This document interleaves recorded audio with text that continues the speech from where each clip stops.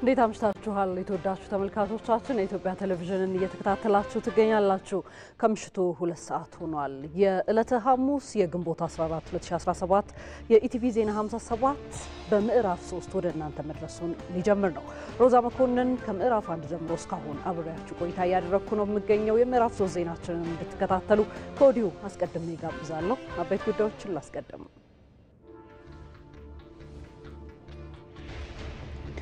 በሶማሌ ክልል ከለውጥ ወዲህ 320 አምራች ኢንዱስትሪዎች ስራ መጀመራቸው ተገለጸ። በክልላችን ከለውጡ በፊት ከ70 እስከ 80 የሚጠጉ አምራች ኢንዱስትሪዎች ብቻ እንደነበሩ መረጃዎች ያመለክታሉ። ነገር ግን ከለውጡ ወዲህ 320 የሚሆኑ ፋብሪካዎች ስራ ጀምረዋል። በአማራ ክልል መንግስት ያቀረበውን የሰላም ጥሪ ተቀብለው በርካታ ታጣቂ ኃይሎች እጅ ሰጡ። አመት ከአራት ወር አካባቢ በረሃ ላይ ነበርኩ። የከተማዬን ብሎም የወረዳውን ሰላም አውከናል፣ ረብሸናል። አሁን ግን ሰላም ለመንግስት ጥሪ አድርጎልን በሰላም ገብተናል። የወጣንበት የተሳሳተ ነው። እርስ በርስ ጫካ ላይ መገዳደል ነው። ለሁለት የተከፈለ ስለሆነ ብሉ እርስ በርስ መገዳደል ስለሆነ ወደ መንግስት መሀሪ ነው ብለን ወደ መንግስት መተናል። ከውጭ ከመረጥነው ጉዳይ የተካረሩ ሀሳቦች የተሰነዘሩበት የፕሬዝዳንት ዶናልድ ትራምፕ እና የደቡብ አፍሪካው ፕሬዝዳንት ሲሪል ራማፎዛ ውይይት በአሜሪካ ነጩ ቤተ መንግስት ተካሄደ።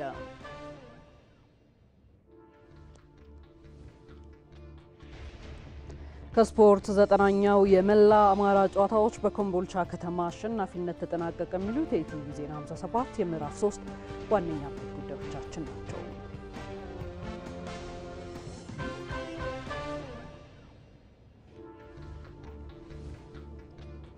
ተመልካቾቻችን ዘገባዎቻችን የአጀንዳ ጉዳይን ጨምሮ ማለት ነው ወደ እናንተ የሚደርሱበት ነው ኢቲቪ ዜና 57 ምዕራፍ 3 በዛሬ በዋነኛነት የያዝነው ጉዳይ የኢንቨስትመንቱ መነቃቃት ላይ በተለይም የተሟላ ማክሮ ኢኮኖሚ ትግበራው ምን ያህል አሻግሮታል የውጭ ቀጥተኛ ኢንቨስትመንት በማሳደግ ረገድስ የተሰሩ ስራዎች ምንድናቸው ስንል እንጠይቃለን የተለያዩ ዘገባዎች አዘጋጅተናል ከዛ ባሻገር ደግሞ ከተለያዩ የዓለም ሀገራት ኢትዮጵያን በኢንቨስትመንት የቀጥተኛ ኢንቨስትመንት እንዲኖር በማድረግ ረገድ ስራዎችን ያከናወኑ ካሉ የኢትዮጵያ ኤምባሲዎች በቀጥታ መስመሮቻችን ላይ ማብራሪያ እንዲሰጡን እንግዳዎች ጋብዘናል።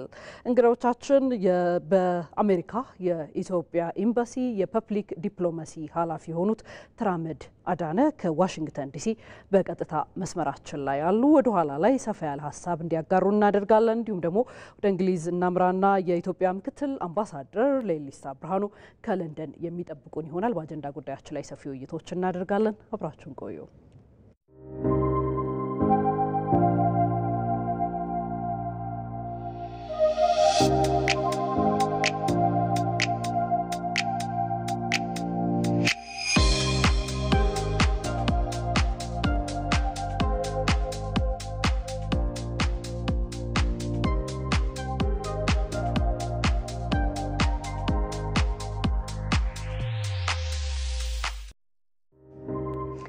ወደ አጫጭር ዘገባዎቻችን እናምራ። ዛሬ ጠቅላይ ሚኒስትር አብይ አህመድና ቀዳማዊት እመቤት ዝናሽ ታያቸው ከከፍተኛ የስራ ኃላፊዎች ልዑክ ጋር በመሆን ለስራ ጉብኝት ፈረንሳይ ፓሪስ ገብተዋል። በብሔራዊ የጦር ኃይሎች ሙዚየም የአቀባበል ስነ ስርዓት የተደረገላቸውም ሲሆን በጉብኝታቸው ከፕሬዝዳንት ኢማኑኤል ማክሮን ጋር ተገናኝተው የሚወያዩ እንደሚሆን ይጠበቃል። ዘገባውን ያገኘኑ ከጠቅላይ ሚኒስትር ጽህፈት ቤት የማህበራዊ ትስስር ገጽ ነው። ወደ ሌላ አጫጭር ዘገባችን ተሻገርን። የህዝብ ተወካዮች ምክር ቤት የውሃ አካል ዳርቻ አወሳሰን ልማትና እንክብካቤን በተመለከተ የቀረበለትን ረቂቅ አዋጅ አጸደቀ። 31ኛ መደበኛ ስብሰባውን ያካሄደው ምክር ቤቱ በውሃ መስኖና ቆላማ አካባቢ ጉዳዮች ቋሚ ኮሚቴና በከተማ መሰረተ ልማትና ትራንስፖርት ጉዳዮች ቋሚ ኮሚቴ የቀረበለትን የውሳኔ ሀሳብ በሙሉ ድምጽ አጽድቋል። አዋጁ የወንዝ ዳርቻን ለማልማትና ለመጠበቅ ያግዛል ተብሏል። የውሃ መስኖና ቆላማ አካባቢ ጉዳዮች ቋሚ ኮሚቴ ምክትል ሰብሳቢ ዶክተር አወቀ አምዛዬ አዋጁ ሀገሪቱ ያላትን የውሃ ሀብት ለመጠበቅና ከዘርፉ ለመጠቀም አስተዋጽኦ ከፍ ያለ ነው ብለዋል። ሀገሪቱ በውሃ አካላት በተፈጥሮ የታደለች ቢሆንም በሰው ሰራሽ መንገድ አደጋ ሲደርስባቸው ቆይቷል ሲሉም የቋሚ ኮሚቴው ምክትል ሰብሳቢ ዶክተር አወቀ ተናግረዋል። አዋጁ የውሃ አካላት አካባቢን መጠበቅና ማልማት ያስችላልም ብለዋል። እንደ ሪፖርተራችን መስከረም ቸርነት ዘገባ ሀገሪቱ ያከናወነች ካለው የአረንጓዴ አሻራ የወንዞች ዳርቻ ልማትና መሰል ስራዎች ጋር ተናቦ ለመስራት የሚያግዝ መሆኑን የተናገሩት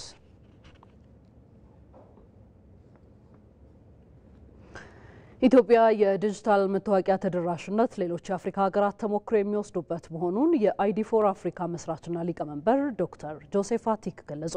የአይዲ4 አፍሪካ ዓለም አቀፍ ጉባኤ በአዲስ አበባ እየተካሄደ ይገኛል።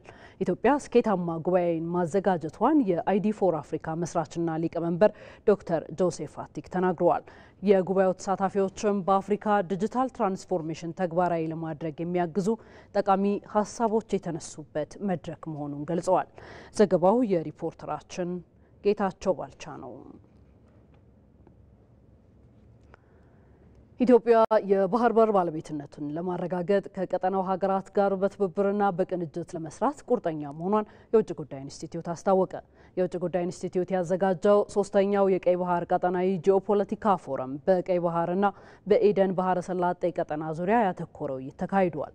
ኢትዮጵያ በቀጠናው ያላትን ፍላጎት በተመለከተ ንግግር ያደረጉት የውጭ ጉዳይ ኢንስቲትዩት ዋና ዳይሬክተር ጃፋር በድሮ ሀገሪቱ በጋራና በትብብር ለመስራት ቁርጠኛ መሆኗን አንስተዋል።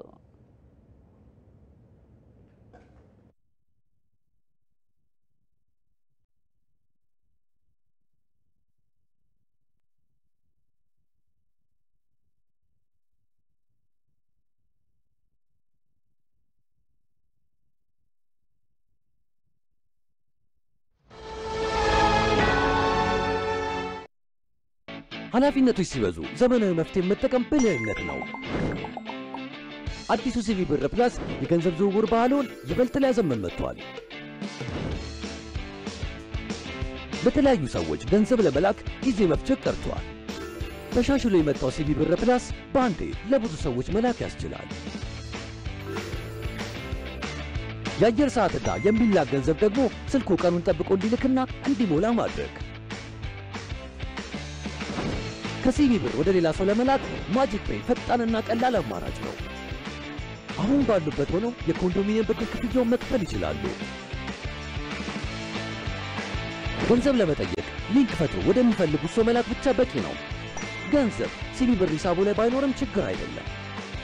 የባንክ ሂሳቡን በሲቢ ብር ፕላስ በኩል ያገኙታል። የጉዞ ትኬት፣ የዲኤስቲቪ ሌሎች ተጨማሪ አገልግሎቶችን ወደ ሲቢ ብር ፕላስ ሚኒ አፖች ጎራ ይበሉ።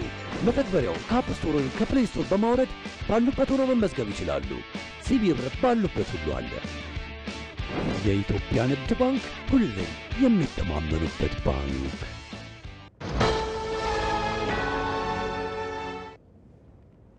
ኢቲቪ ዜና 57 ወደ ዝርዝር ጉዳዮቹ ተሻግሯል።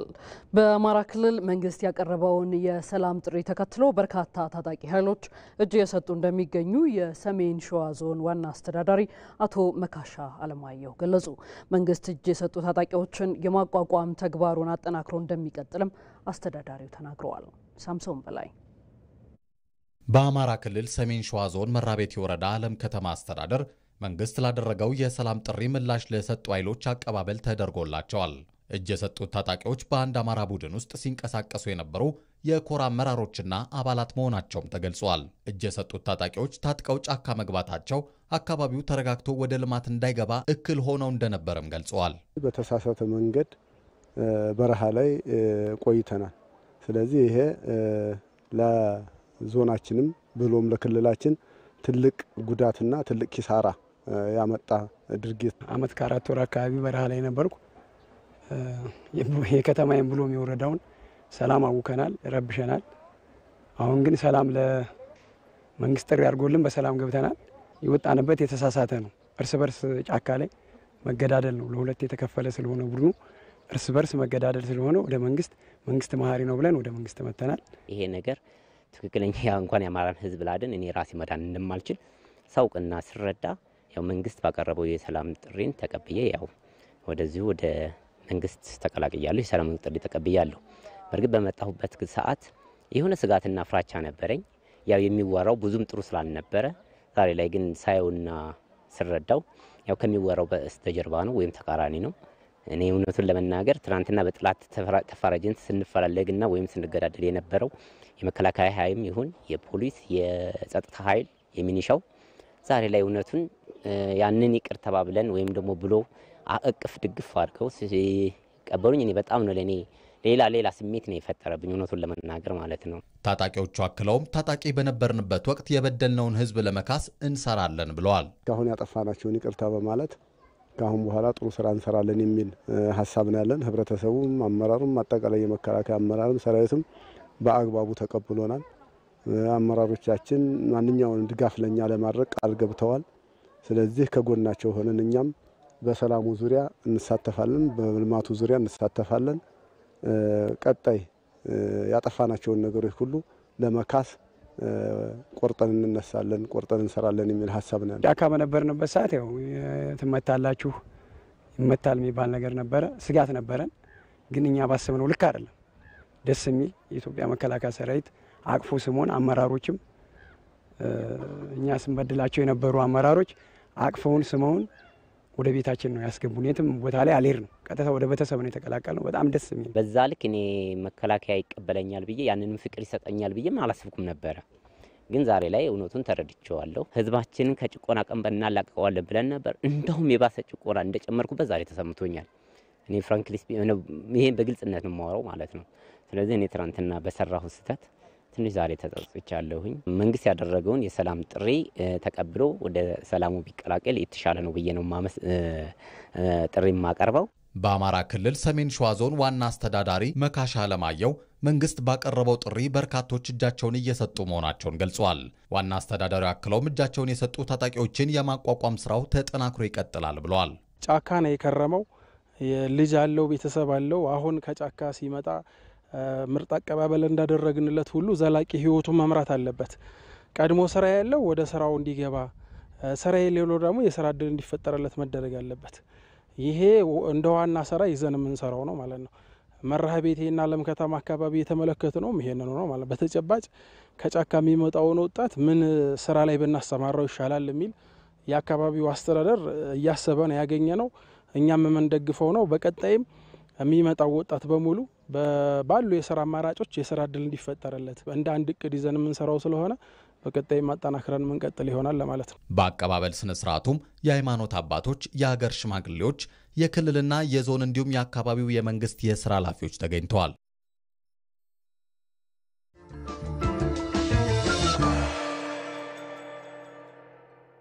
በዝምታ ለሀገር ግን በተሰማሩበት ዘርፍ ከፍተኛ ሀብት ያበረከቱ ሰው ናቸው። ሀሳብ ሰው ይፈጥራል፣ ሰው ሀገር ይገነባል። የሚወለደው ልጄ ወንድ ነው፣ በሙያውም እንዲሆን የምፈልገው ጋዜጠኛና ደራሲ ነው የሚል ማስታወሻ ጽፎ ሲወለድ ይሄን ባደራ ሲጨዋላት ገጠር እንደተሰደድኩኝ መጀመሪያ ያደረገው እኔን እረኝነት መላክ ነበር። ንጉሱ ጎራ ይሉና ያዩናል። ኢትዮጵያን ውደዷት ብለው ይወጣሉ። ኢትዮጵያን ውደዷት። በዛ ንግግር ውስጥ መታበይን አይደለም፣ ጉራን አይደለም፣ እርግጠኝነትን ያስተዋልኩት። የተወደድከ አባቴ ሆይ ሀገር ማለት ብለህ የነገርከኝ ነገር እኔም ቃልህን ለመጠበቅ ሀገር እያልኩ ፈለግህን ተከትያለሁ። በአእምሮ ውስጥ ቂም ካለ ጥላቻ ካለ እባክህ እሱንም ራሱ አራክፈ ሙት። ምክንያቱም በሰላም የተኙ ሙታኖችን ትረብሻቸዋለህ። ሀገርህ ገነት ነች አለ። በእርግጥም ገነት ነች።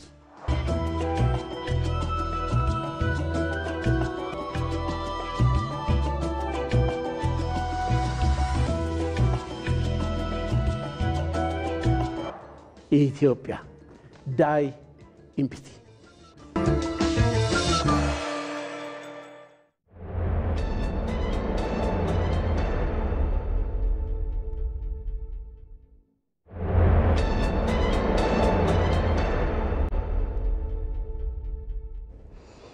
ኢቲቪ ዜና 7 ወደ አጀንዳ ጉዳዮቹ ተሻግሯል። በዛሬው ዕለት የውጭ ቀጥተኛ ኢንቨስትመንት ላይ ትኩረታችንን አድርገን በእነዚህ ጊዜያቶች ምን ተከናወኑ? በተለይ ከውጭ ሀገራት ያሉ የኢትዮጵያን ብሔራዊ ጥቅም እያስከበሩ ያሉ ኤምባሲዎችና እዛ እየሰሩ ያሉ አምባሳደሮች እንዲሁም ደግሞ የዘርፉ ባለሙያዎችስ የቀጥታ ኢንቨስትመንትን ወደ ሀገር ውስጥ እንዲገባ በማድረግ ረገድ ምን ስራዎች ተከወኑ? በዋናነት የምንመለከተው ርዕሰ ጉዳይ ነው። ከዚህ ጋር አያይዘን ቀደም ሲል እንዳልናችሁ ሁለት እንግዶችን በቀጥታ መስመሮቻችን ጋብዘናል። አቶ ተራመድ አዳነ በአሜሪካ የኢትዮጵያ ኤምባሲ የፐብሊክ ዲፕሎማሲ ኃላፊ ናቸው። ከዋሽንግተን ዲሲ በቀጥታ መስመራችን ላይ ያሉ፣ እንዲሁም በእንግሊዝ የኢትዮጵያ ምክትል አምባሳደር ሌሊሳ ብርሃኑ ከለንደን በቀጥታ መስመራችን ላይ አግኝተናቸዋል። ከዚህ ከስቱዲዮ ያሉ ዘገባዎችን ላስቀድምና እንግዶቼን የማገኛቸው ይሆናል ማለት ነው። በሶማሌ ክልል ባለፉት ጥቂት ዓመታት ውስጥ የተረጋገጠው ሰላም የኢንቨስትመንት ዘርፉ ላይ መነቃቃት የፈጠረ መሆኑ ተገለጸ። በክልሉ ከለውጡ ወዲህ 320 አምራች ኢንዱስትሪዎች ስራ ጀምረዋል። ቴዎድሮስ ታደሰ ከቅርብ ጊዜያት ወዲህ በሶማሌ ክልል የተረጋገጠውን ሰላም እንደ መልካም አጋጣሚ በመጠቀም ባለሀብቶች በተለያዩ አምራች ኢንዱስትሪዎች ላይ በመሳተፍ ውጤታማ መሆን ከውጭ ሀገራት የሚገቡ ምርቶችን በመተካት የውጭ ምንዛሬን ማስቀረት የቻሉት አምራች ኢንዱስትሪዎቹ ለበርካታ ዜጎች የስራ ዕድልን መፍጠር ችሏል። የተፈጠረው ለውጥ ህዝቡን ደስተኛ አድርጓል። ለምሳሌ ክልላችን የንግድ እንቅስቃሴ እንዲጨምርና ለበርካታ ዜጎች የስራ ዕድል የፈጠሩ አምራች ኢንዱስትሪዎች ወደ ስራ እንዲገቡም አስችሏል። እኛ በዚህ አጋጣሚ ወደ ስራ መግባት ችለናል። እዚህ የተከፈተው እስከ 4-5 ሰዎች ናቸው። ዲያስፖራ ናቸው። ያላቸው ሀብት ተሰብስበው ነው የከፈተው እዚህ ጂጂጋ ቆርቆሮ ፋብሪካ። ምክንያቱ አገሩ ሰላም ስለሆነ ነው። እንደምታወቀው አካባቢያችን የሶማሌ ክልል ባለፈው 6 ዓመት በፊት ሰላም የለም፣ ዲያስፖራ የለም። እቺ 6 ዓመት ውስጥ ነው አሁን ሰላም አገኘን። ብዙ ጥቅም አገኘን። ባለፉት 5 ዓመታት በሶማሌ ክልል 320 ዝቅተኛ፣ መካከለኛና ከፍተኛ አምራች ኢንዱስትሪዎች ወደ ስራ መግባት ችለዋል። እነዚህ ከ34 ቢሊዮን ብር ካፒታል በላይ ያስመዘገቡ አምራች ኢንዱስትሪዎች ከ80 ሺህ በላይ ለሚልቁ ዜጎች የስራ ዕድልን መፍጠር የቻሉ ናቸው። ብዙ ልምድ ነው ያገኘነው። መጀመሪያ ሹፌርና ብቻ ነበር የምሰራው። አሁን ብዙ ነገር ነው የምሰራው። ማሽኖች፣ የተለያየ ማሽኖች ያለ እዚህ ጋር የምሰራው ወፍረበደን በይገል ከርታ እንጅግጅጎ ህርፈት ለገፈረ ወፍረበደን በይገል ከርታ ዋዮ ከዚህ ቀደም ጋራጅ ነበር የምሰራው። ይህ የመኪና መገጣጠሚያ ፋብሪካ በአካባቢ መከፈቱን ተከትሎ እዚህ ተቀጥሬ እየሰራው ነው። በዚህም ብዙ ዕውቀት ማግኘት ችያለሁ። ከጃፓን ከኢንዲያ የሚመጡ የተለያዩ ሞዴሎች፣ ከቻይና የሚመጡ ብዙ ሞዴሎች ነው ያሉት እና በዚህም ውስጥ ስኪሌን በጣም ከፍ አድርጌበታለሁ ማለት ነው። የሶማሌ ክልል ኢንቨስትመንትና ኢንዱስትሪ ቢሮ ኃላፊ አህመድ ረሺድ አብዱሌ በክልሉ የተረጋገጠው ሰላም በውጭ ሀገራት የሚገኙ ባለሀብቶችና ዳያስፖራዎች በተለያዩ የስራ ዘርፎች እንዲሰማሩ እድል የፈጠረ ስለመሆኑ አስረድተዋል። በክልላችን ከለውጡ በፊት ከ70 እስከ 80 የሚጠጉ አምራች ኢንዱስትሪዎች ብቻ እንደነበሩ መረጃዎች ያመለክታሉ። ነገር ግን ከለውጡ ወዲህ 320 የሚሆኑ ፋብሪካዎች ስራ ጀምረዋል። በውጭ ሀገራት የሚገኙ ባለሀብቶች በክልሉ በብዛት ስራ ጀምረዋል። ለባለሀብቶች አዋጭ የሆኑ ዘርፎችን በጥናት በመለየት አስፈላጊው ድጋፍ እየተደረገ እንደሚገኝም ተጠቁሟል። በክልሉ ባለሀብቶች ቢሰማሩባቸው አዋጭ የሚሆኑ የስራ ዘርፎችን በጥናት ለይተናል። ለምሳሌ በእርሻና በእንስሳት ልማት ዘርፍ ላይ በክልሉ የሚታረስ ከ10 ሚሊዮን ሄክታር በላይ መሬት ተለይቷል። በኢነርጂና በማዕድን ዘርፍ እንዲሁ ባለሀብቶች በክልላችን ቢሰማሩ አስፈላጊውን ድጋፍ እናደርጋለን። በክልሉ የኢትዮጵያ ታምርት ንቅናቄን ተግባራዊ በማድረግ የክልሉን እምቅ አቅም ያገናዘቡ አምራች ኢንዱስትሪዎችን ለማስፋት በትኩረት እየተሰራ እንደሚገኝም ተጠቁሟል።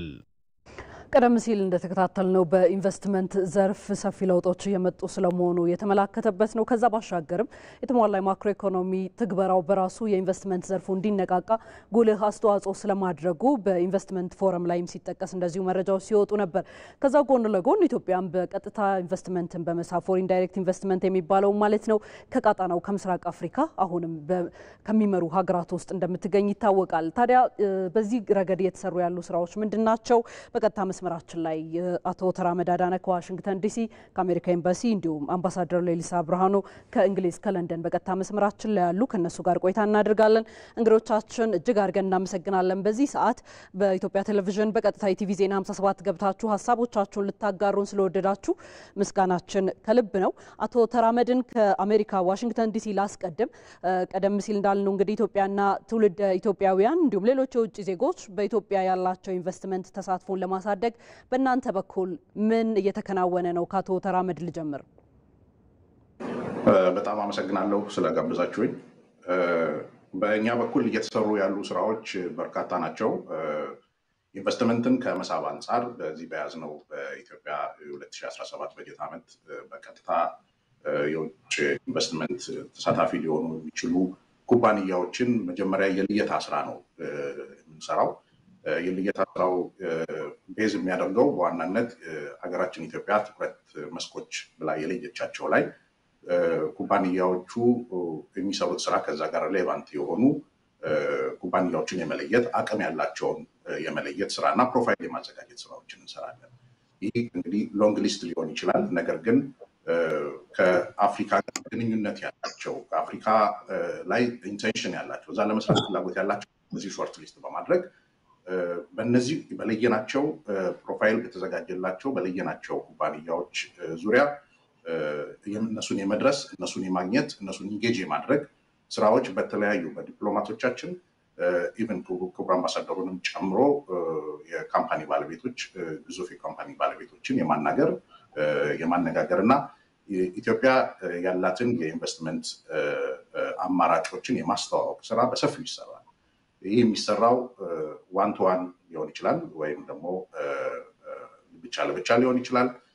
ከዛ ባሻገር የኢትዮጵያ ኤምባሲ በራሱ የሚያዘጋጃቸው ቢዝነስ ፎረሞች አሉ። እዛ ቢዝነስ ፎረሞቹ ላይ እነዚህን ኩባንያዎችን በመጋበዝ ከአካባቢ ያለንን ኮምፓራቲቭ አድቫንቴጆችን እንዲሁም ኢትዮጵያ ኢንቨስት ቢያደርጉ ምን ያህል ተጠቅሞ ራሳቸውን ተጠቅሞ ሀገር ሊጠቅሙ የሚችሉ መሆናቸውን የሚያሳዩ የተለያዩ ፕሮሞሽን ስራዎችን ሌሎች ባዘጋጇቸው ቢዝነስ ፎረሞች ላይ በመገኘት እነዚህን የኢንቨስትመንት አማራጮችን የማስተዋወቅ ስራ ይሰራል። እንግዲህ ኢንቨስትመንት የማስተዋወቅ ስራ ብቻ ሳይሆን የመጀመሪያ የቅድመ ኢንቨስትመንት ጉብኝት እንዲያደርጉ የማሳመን ስራዎች ይሰራሉ። ብዙዎቹ የቅድመ ኢንቨስትመንት ጉዞ ያደርጋሉ። እዛ ደርሰው አይተው እዛ ላይ ብቻ ያበቃም ስራዎቻችን እዛ ደርሰው ሲመለሱ ፊድባኮች ይኖራሉ። ፊድባኮቹ ላይም ደግሞ ስራዎች ይሰራሉ ማለት ነው። ፊድባኮቹ ላይ ያሉ ኮንሰርኖች ያሉ ጥያቄዎች ካሉ ከሚመለከታቸው ተቋማት የሀገራችን ተቋማት ጋር በመሆን በራሳችን የሚመለሱትን እንመልሳለን።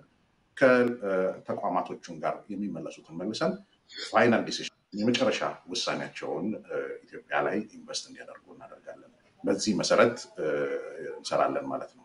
መልካም አቶ ተራመድ ወደ እርስዎ መለሳለሁኝ። ወደ አምባሳደር ሌሊሳ ልለፍና ከእንግሊዝ ለንደን እሳቸው ጋር ደግሞ ጥቂት ቆይታ ላድርግ።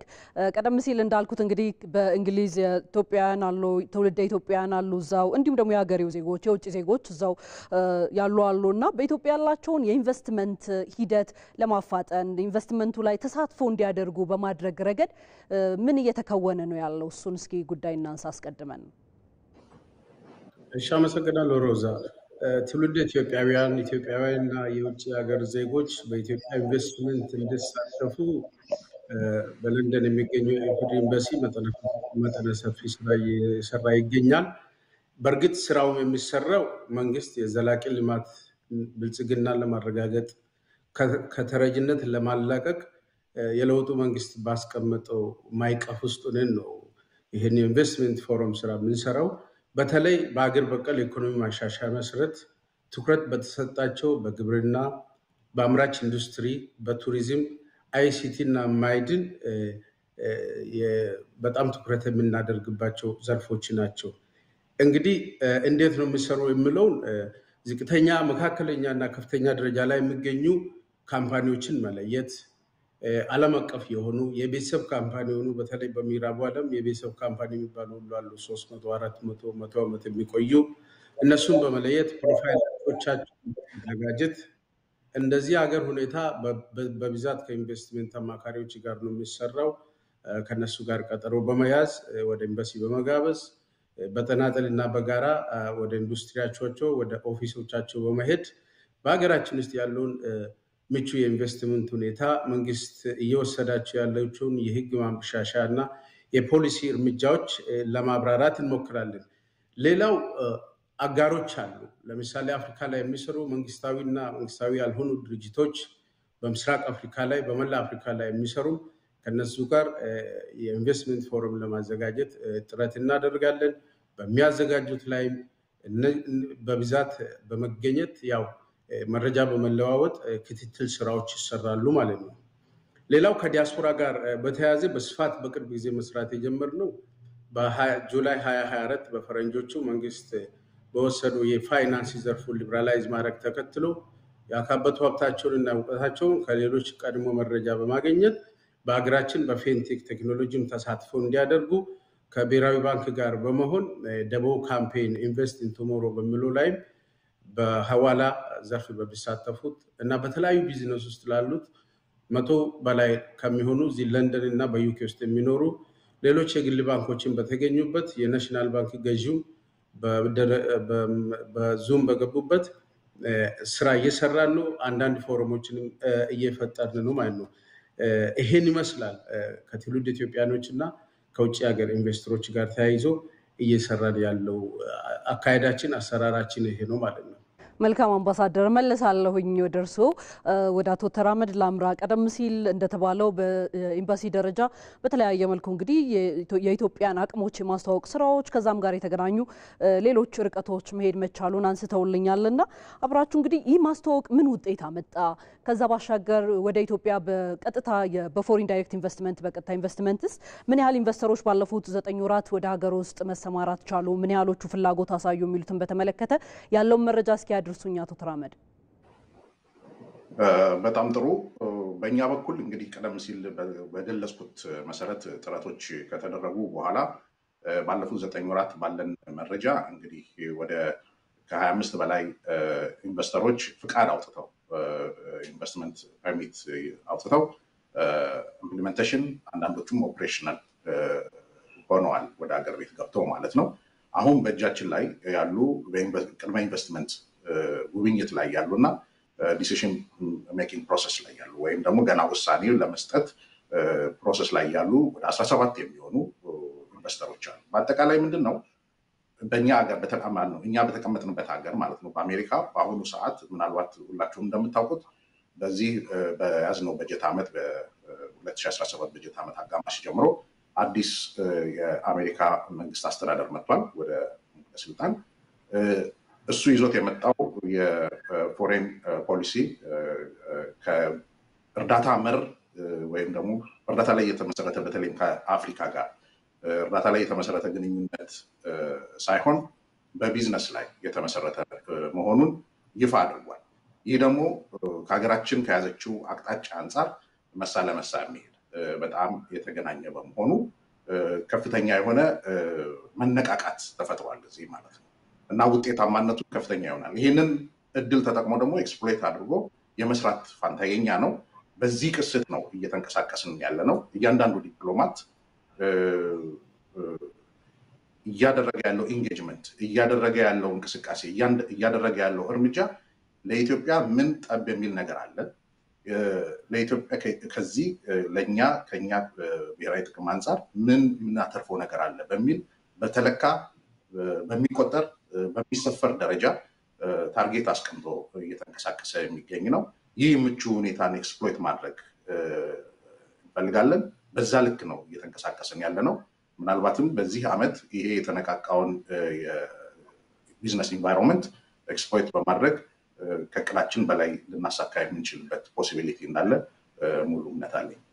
መልካም አቶ ተራመድ ወደ አምባሳደር ላምራ። አምባሳደር ቀደም ሲል ያነሱልኝ ነገር አለ፣ በተለይ ዘርፎችንም ባካተተ ጭምር እዚህ ያሉ ዘርፉን እየመሩ ያሉ አካላትንም ጭምር እነሱም በተካተቱበት ሁኔታ ኢንቨስትመንቱን ለመሳብ የሚደረጉ ጥረቶች በኤምባሲያችሁ በኩል የተከወኑ ስለመሆኑ አንስተውልኛልና ከዚህ ሂደት አኳያ ምን ውጤት ተገኘበት? ይህ እንቅስቃሴ እስካሁንስ በቁጥር ብናነሳ ምን ያህል ኢንቨስተሮች ናቸው ወደዚህ ሀገር ለመምጣት ፍላጎት ያሳዩ እንቅስቃሴ የሚጀምሩ ካሉ? እሺ፣ አመሰግናለሁ። እንግዲህ ዲፕሎማሲም ሆነ ኢንቨስትመንት ብዙ ሂደት አለው። ብዙ ተዋናዮች አሉ። የሪስክ አፕታይታቸው ምዕራባውያን ገና ነው አሁን እየተሻሻለ ያለው። በዚህ አጋጣሚ ሀገር ውስጥ የተወሰዱ የፖሊሲና የህግ ማሻሻያዎች በተለይ ጁላይ 2024 ላይ ሊበራላይዜሽኑ በዚህ እንግሊዝ በኩል ትልቅ ፍላጎት እያሳዩ ጀምሯል። ማርች 26 ላይ 82 የሚደርሱ የኢንቨስትመንት አማካሪዎች፣ ባለሀብቶች፣ ካምፓኒ መሪዎች በተሳተፉበት የኛ ከፍተኛ መንግስት ስራ ኃላፊዎች በተገኙበት የኢንቨስትመንት ፎረም በዚህ በለንደን ከተማ አካሂደናል። ይሄ ቁጥርም ሊመጣ የቻለው ሀገር ውስጥ በተወሰደው አበረታች የምቹ የኢንቨስትመንት ሁኔታ መሆኑ ግልጽ ነው። በእኛ ጥንካሬ ብቻ ሳይሆን ሀገር ውስጥም ሳቢ ኢንቫይሮንመንት መኖሩ ነው። እንግዲህ በዚህ ሂደት ውስጥ ባለፉት እኛ ከመጣን አሁን 7 ወራችን ነው እና ክቡር አምባሳደር 90% ለሚሆኑ ኢንቨስተሮች ስለ ኢትዮጵያ የኢንቨስትመንት እድሎችና አማራጮችን ለማብራራት ችለናል። ኢትዮጵያ ኢንቨስትመንት ሆልዲንግ አንዱ የኢንቨስትመንት አርም የመንግስት ኢንቨስትመንት አርም ሆኖ እንደ ፕራይቬት መቋቋሙ ትልቅ እድል ሰጥቷል። ኢንቨስትመንት ኮሚሽን ጋር አካባቢ ትልቅ መሻሻሎች መኖራቸው ጥሩ ነው። ለምሳሌ የሶላር ኢነርጂ ላይ ኔጎሽየት እየተደረጉ ያሉ ከ100 ሚሊዮን ዶላር በላይ በቅርቡ የሚሳካ አለ። ከዛ ውጪ ካጉል ግሎባል ቴክ የሚባል በ15 አገሮች የሚንቀሳቀስ ባለፉ በ24 ወደ 850 ሚሊዮን ያተረፈ የጉግል የማይክሮሶፍት ካምፓኒ አጋር የሆነው አይሲቲ ፓርክ ውስጥ ገብቶ ኢትዮጵያ ውስጥ ገብቶ የኢንቨስትመንት ፍቃድ በማውጣት የሚጠበቅበትን $150,000 ዲፖዚት በማድረግ 50 የሚሆኑ የኛ የሶፍትዌር ኢንጂነሮችን ወጣቶችን በመቅጠር 20,000 ብር እየከፈለ ለስልጠና 50 ልጆችን ቀጥሮ ስራ ስልጠና ጀምሯል። ይሄ ምንድነው ኦቨርሲ ጆቦችን ኢትዮጵያ ውስጥ አጥቶ ያሰራል። የቴክኖሎጂ ሽግግርን ልጆቻችን ኤክስፖዠር እንዲያገኙ ከእድሉን ይሰጣል ማለት ነው። እስከ 2025 ይሄ ተቋም 300 ሰዎችን እንደሚቀጥር ነው ያለው። እንደዚህም ሌሎች ወደ 5 የሚሆኑ ወደ ኢትዮጵያ ተጉዞ የኢንቨስትመንት ፍቃድ በማውጣት በተለይ ከኢንቨስትመንት ሆልዲንጉ ጋር ኢትዮጵያ ኢንቨስትመንት ሆልዲንግ ጋር ጥሩ የስራ ግንኙነት አለን። ይሄ በጣም ትልቅ እድል ነው ለሀገራችን። እኛ ኢንቨስትመንት ስንሰራ የቴክኖሎጂ ሽግግርም የእውቀት ሽግግርም ጭምር ስለሆነ ይሄ ካጉል የሚባለው በአጭሩ የንግድ ድርጅቶች እንደ ፋይናንስ፣ የሰው ኃይል ልማት፣ ማኑፋክቸሪንግ እና የአቅርቦት ሰንሰለታቸውን የስራ ሂደታቸውን ኢንተግሬት አድርጎ የሚመሩ የሶፍትዌር ዴቨሎፕ የሚያደርግ ካምፓኒ ነው። ከዚህ ውጭ ግን ከኢንቨስትመንት በመለስም በፋርማሲ በተለያዩ ዓለም በዚህ ሳምንት ብቻ ወደ ኢትዮጵያ ጉዞ የሚያደርጉ አሉ። በእርግጥ ኢንቨስትመንት ብቻ ሳይሆን ደግሞ ለኢትዮጵያ ምርቶችም ገበያዎችን እናፈላልጋለን። በለንደን በዩኬ ውስጥ ቡና የሚያመጡ ብዙ ኢትዮጵያኖች አሉ። ቅድሚያ ለኢትዮጵያኖች እና ትውልደ ኢትዮጵያኖች ስለሚሰጥ እነሱን ኦርጋናይዝ በማድረግ በቅርቡ መድረክ ፎረም እናዘጋጃለን። የኮፊ ቱሪዝም ላይ ይሰራል። መጠነ ሰፊ ስራዎችን በመስራት እንገኛለን። ውጤቱ አመርቂ ነው። ከመጣን ገና 6-7 ወራችን ነው። እየተንደረደርን ነው። በሚቀጥለው ዓመት ግን እዚህ ያለው አምባሳደርም እኔም ምክትል አዲስ ቲም ነው። ለሚመጣው ዘመን ግን በቂ ዝግጅት እያደረግን ነው። በዚህ አጋጣሚ ኢትዮጵያ ኢንቨስትመንት ሆልዲንግ፣ ኢትዮጵያ ኢንቨስትመንት ኮሚሽን ለሚያደርጉልን አፋጣኝ ድጋፍ እያመሰገንን በየተዋረዱ ያሉት ተቋማትም እኩል ደረጃ ኃላፊነት ወስዶ መንግስት እያደረገ ያለውን ተቋማት ግንባታ ተከትሎ ሁሉም በየደረጃው ድጋፍ እንዲሰጡ ነው። እኛ ስራችን ከዚህ ፋሲሊቴት ከማድረግ ያለፈ አቅም ስለሌለ ርቀት ላይ ስላለ ማለት ነው። አመሰግናለሁ። መልካም አምባሳደር ኤሊሳ ብርሃኑ ከለንደን በእንግሊዝ የኢትዮጵያ ምክትል አምባሳደር፣ እንዲሁም አቶ ተራመድ አዳነ ከዋሽንግተን ዲሲ በአሜሪካ የኢትዮጵያ ኤምባሲ የፐብሊክ ዲፕሎማሲ ኃላፊ በዚህ ሰዓት ተገኝታችሁ ለሰጣችሁን ማብራሪያ በተመልካቾቻችን ስም እጅግ አድርገን እናመሰግናለን። መልካም ምሽት ብያለሁ። እናመሰግናለን። ወዳጅ ተመልካቾቻችን ኢቲቪ ዜና 57 የምዕራፍ 3ን እየተከታተላችሁ ትገኛላችሁ። አብራችሁን ቆዩ።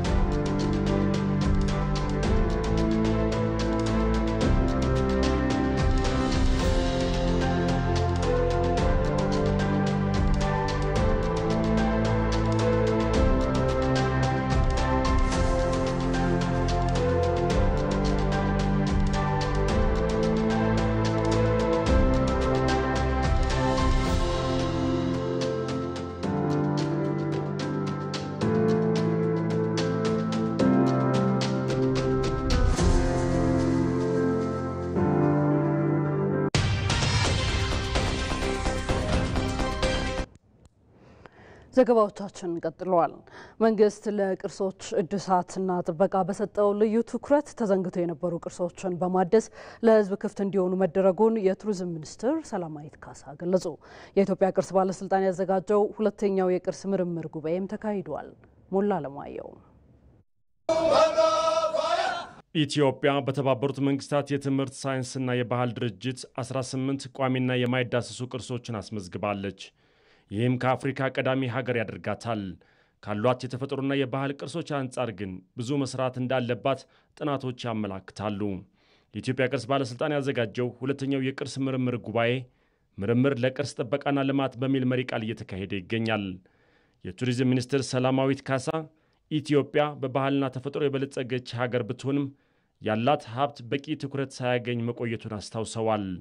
ከቅርብ ዓመታት ወዲህ መንግስት ለቅርሶች ልማትና እድሳት ትኩረት መስጠቱን ሚኒስትሯ ተናግረዋል። It is only in recent years, as you all know, that the Ethiopian government has placed deliberate emphasis in the protection and valorization of our heritage. ከቅርብ ጊዜ ወዲህ መንግስት ለቅርሶች ጥበቃና ልማት ትኩረት ሰጥቶ እየሰራ ነው። በተለይም ባለፉት 5 ዓመታት ተዘንግተው የነበሩ ቅርሶችን በማደስ ለህዝብ ተደራሽ ማድረግ ተችሏል። በቀጣይ ወራቶችም ለህዝብ ይፋ የሚሆኑ ተመሳሳይ የቅርስ እድሳት እየተከናወነ ሲሆን በዘርፉ የሚደረግ ሳይንሳዊ ጥናቶች ለቅርሶች ልማት አጋዥ ናቸው። በጉባኤው ከቅድመ ታሪክ ግኝቶች እስከ ዘመናዊ የቅርስ አስተዳደር ቴክኒኮች የተመለከቱ ጥናቶች ይቀርባሉ። ይህም በቅርስ ላይ የሚደረጉ ምርምሮች ለቅርሱ ጥበቃና ልማት አስተዋጽኦ ያደርጋሉ የሚሉት የኢትዮጵያ ቅርስ ባለስልጣን ዋና ዳይሬክተር ረዳት ፕሮፌሰር አበባው አያሌው ናቸው። ከመሪ ቃሉ እንደሚያመለክተው የቅርስ ምርምር ለቅርስ እንክብካቤ ጥበቃና ልማት አስተዋጽኦ ማድረግ አለበት ነው። ያን ለምንድን ነው የምንልበት ምክንያት ኢትዮጵያ ውስጥ እንግዲህ ከ1950ዎች መጀመሪያ አንስቶ እስከ አሁን ድረስ በርካታ ምርምሮች በቅርስ ላይ እየተካሄዱ ናቸው። እነዛ የቅርስ ምርምሮች በአብዛኛው ያተኮሩት በፓሊዮንቶሎጂ እና በአርኪኦሎጂ ነው። ያም ማለት ምንድነው ከቅድመ ታሪክ ጀምሮ ወደ ኋላ ያለውን በሚሊዮን ዓመታት የሚቆጠሩ የሰው ልጅ የተፈጥሮን የስነ ህይወት ዝግመተ ለውጥ በብዛት የሚዳስስ ነው። ያ ምርምር በርግጥ ጠቅሞናል በአመታት። ምክንያቱም እነሱ ሉሲ እነ ሰላም እና አርዲ ሌሎችም በዚህ ምርምር የተገኙ ናቸው። በቅርሶች ላይ የሚደረጉ ምርምሮችን በማስፋት የኢትዮጵያን ምድረ ቀደምትነት የሚያጎሉ ስራዎች በቀጣይ ለመስራት በጉባኤው የሚቀርቡ የሀገር ውስጥና ዓለም አቀፍ የምርምር ውጤቶች ሚናቸው የጎላ መሆኑን ዋና ዳይሬክተሩ ገልጸዋል። የምርምር ዘርፎችን ማስፋት አለብን። ለምሳሌ ስነ ጥበብ ቅርሶች ላይ ምን አይነት ምርምር ነው ማካሄድ ያለብን? ከዛ ውጪ ለምሳሌ በርካታ የኤትኖግራፊ ቅርሶች አሉ። እንደገና ደግሞ ታሪካዊ ቅርሶች አሉ። የማይዳሰስ ቅርስ አለ። እነዚህ ላይ ሁሉ ምርምር መካሄድ አለበት። ስለዚህ እነዚህ ላይ ምርምር ሲደረግ የምርምሩ ውጤት እነዚህን ለመንከባከብ፣ ለማቆየት፣ እንደገና ለማልማት አንድ አስተዋጽኦ ማበርከት አለበት በሚል ነው። አንደኛው ምን ጠብቀው ይሄ ነው። ሁለተኛው ደግሞ የሉሲ የተገኘችበት 50ኛ ዓመት እየተከበረ እንደመሆኑ መጠን ኢትዮጵያ በምድረ ቀደምትነቷ በተለይ ይሄ በሰው ልጅ ዘር አመጣጥ ላይ ያለውን ከፍተኛ ስፍራ ደመቅ አድርጎ ማሳየት፣ ወደፊትም ደግሞ በእነዚህ ዙሪያ ላይ ትልልቅ ምርምሮች እንዲካሄዱ ማድረግ ነው። ከጉባኤው ጋር ሉሲ ወይም ድንቅነሽ የተገኘችበት 50ኛ ዓመት መታሰቢያ እየተከበረ ሲሆን በሉሲ ግኝት አበርክቶ ካላቸው ባለሙያዎች መካከል ፈረንሳዊቷ የ87 ዓመት አንጋፋ የቅርስ ተመራማሪ ራይሞንድ ቦንፊሊን ጨምሮ ሌሎች ተመራማሪዎች ልምዳቸውን እያካፈሉ ይገኛሉ። ዜና 57 ወደ ውጭ ጉዳዮቹ ተሻግሯል።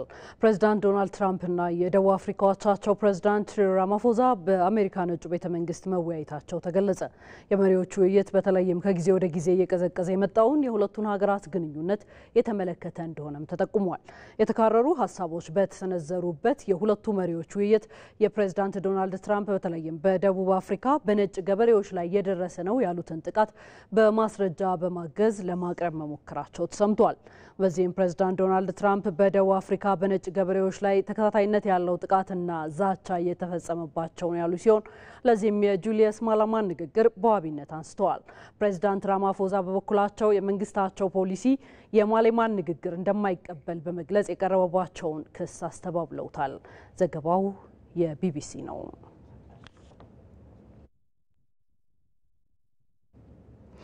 ከስፖርት ወደ መረጥንላችሁ ዘገባ ተሻግረናል። 9ኛው የመላ አማራ ጨዋታዎች በኮምቦልቻ ከተማ አሸናፊነት ተጠናቀቀ። ከግንቦት 3 ጀምሮ ሲካሄድ የቆየ ውድድር ዛሬ ፍጻሜውን ሲያገኝ በወንዶች እግር ኳስ ደሴ ከተማና ሰሜን ወሎ የፍጻሜ ጨዋታቸውን አድርገዋል። ብርቱ ፉክክር የታየበት ጨዋታ በመደበኛው የጨዋታ ክፍለ ጊዜ አንድ አቻ በሆነ ውጤት ነበር የተጠናቀቀው። አሸናፊውን ለመለየት በተሰጠ የመለያ ምት ሰሜን ወሎ 9-8 በሆነ ውጤት አሸንፎ ወርቅ ሜዳሊያ ባለቤትም ሆኗል። ደሴ ከተማና ደቡብ ወሎ ዞን ደግሞ የብርና የነሐስ ሜዳሊያ አሸናፊ ሆነዋል። በውድድሩ በኦሎምፒክ ስፖርቶች ኮምቦልቻ ከተማ አጠቃላይ አሸናፊ ሆኗል። ኮምቦልቻ በውድድሩ 47 የወርቅ ሜዳሊያዎችን ጨምሮ 111 ሜዳሊያዎችን ያሸነፈው። የሰሜን ሸዋ ዞንና የደቡብ ወሎ ዞን ደግሞ ሁለተኛና ሶስተኛ ደረጃን ይዘዋል። በፓራኦሎምፒክ ስፖርቶች ሰሜን ሸዋ ዞን በመስማት የተሳናቸው ደግሞ ደቡብ ወሎ ዞን የአጠቃላይ አሸናፊዎችም ሆነዋል። ለአሸናፊዎቹም የሜዳሊያና ዋንጫ ሽልማት ተበርክቶላቸዋል። ከ5000 በላይ ስፖርተኞች የተሳተፉበት 9ኛው የመላ አማራ ጨዋታዎች በስኬት ሲጠናቀቅ አዘጋጁ የደሴ ከተማ ለ10ኛው የመላ አማራ ጨዋታዎች አዘጋጅ ደብረ ማርቆስ ከተማ አርማውን አስረክቧል።